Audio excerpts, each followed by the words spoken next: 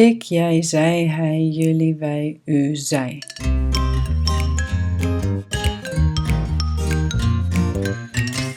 Dag allemaal, Dutchies to be. Het is tijd voor voornaamwoorden. It's time for some pronouns. The pronouns for suspects? Huh? Not for suspects. No, the pronouns for subjects, not suspects. Okay, take two. Hello, again.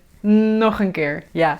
In het Nederlands noemen wij dit ook de persoonlijke voornaamwoorden voor het subject of het onderwerp van de zin. Ik ga jullie deze voornaamwoorden leren en ook de namen voor familieleden. The names of family members. Na deze les kun je naar de online les gaan die bij deze video hoort. En deze video hoort weer bij de online cursus Dutch for Beginners. Dus kijk de film, ga naar de website en oefen met jouw nieuwe kennis. We beginnen eerst met de pronouns voor de subjects. Dus de persoonlijke voornaamwoorden voor het subject of het onderwerp. We beginnen ook eerst met het enkelvoud, singular. De eerste is ik. Dit meisje wijst naar zichzelf. This girl is pointing towards herself. Dus dit is ik. Daarna hebben wij jij of je. Deze jongen wijst naar het meisje. Jij. Meestal is jij en je precies hetzelfde. So most of the time it's exactly the same. And they're interchangeable. The only thing is that jij is a little bit more emphasized. So if you say this a lot to someone, sometimes it doesn't sound so nice. And then je is a little bit more neutral. Also, sometimes jij is not even possible. For instance, if you talk about something in general. Like for instance, je mag hier niet roken. You're not allowed to smoke here. Usually this means like no one can smoke there, right? Not only jij, like as one person. So in that case, you can only use je and not jij. Je mag hier niet roken. Je en jij zijn voor vrienden, familie, mensen van jouw leeftijd. So for friends, family members or people from your own age.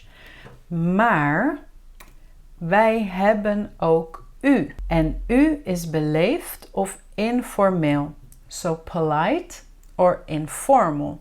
Bijvoorbeeld voor oudere mensen. Zoals deze oudere vrouw. Daarna hebben wij hij. En hij is voor mannen. Zij en ze is voor vrouwen. Again, you can use both of them. It doesn't really matter. Zij of ze. En de laatste is het. It. So for instance, for words which are het words, like this one, het paard, if you want to substitute this for a personal pronoun, it is het. Nu gaan we naar het meervoud, the plurals. De eerste is wij of we. Daarna jullie. Dus jullie allemaal, jullie zijn de Dutchies to be. Maar dit is weer informeel. Als het oudere mensen zijn, bijvoorbeeld, kun je ook weer u gebruiken. So if they're older people, your audience is only older people, you can use u again. It's also for a plural. En de laatste is zij of ze, like they. Dus zoals je ziet hebben we ik, jij, je en u, hij, zij en ze en het, wij en we, jullie of u en zij of ze, de andere mensen. Oké, dit waren de persoonlijke voornaamwoorden. Nu gaan we naar de familie. Niet helemaal zo. Beter? Ja. In het Nederlands is de familie groter dan alleen de vader, moeder en kinderen. Dat is namelijk het gezin. Dus hier zie je 2 kinderen en 2 ouders. So 2 kids, 2 parents.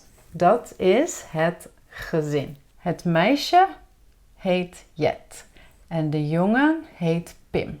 Zij zijn broer en zus. En Jet is de dochter van haar ouders en Pim is de zoon. En de ouders heten Ivar en Roos. Roos is de moeder of de mama. Ivar is de vader of de papa. En zij zijn getrouwd, dus zij zijn man en vrouw. Zij hebben allebei ook ouders. En dit zijn de opa's en oma's van Jet en Pim. Je kunt dit ook grootouders noemen. En Jet en Pim zijn de kleinkinderen. Ivar heeft ook een zus en zij heet Lotte. En Lotte is de tante van Pim en Jet. Pim is haar neefje en Jet is haar nichtje. Lotte is getrouwd met Peter. Peter is dan de oom van Pim en Jet. Lotte is de schoonzus van Roos, de sister-in-law, de clean sister. En Peter is de zwager van Ivar.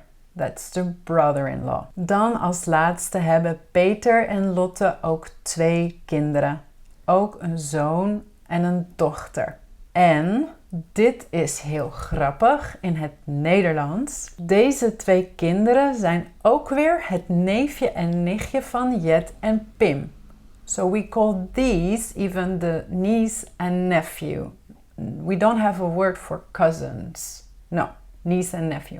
That's why we Dutch often make mistakes calling our cousins our nieces and nephews. This is why. Dit is een familie. Soms kun je ook een halfzus of halfbroer hebben. Ik heb er 5, toch? 1, 2, 3, 4, 5, 6. Ik heb er 6. Soms kun je ook stiefbroers en stiefzussen hebben.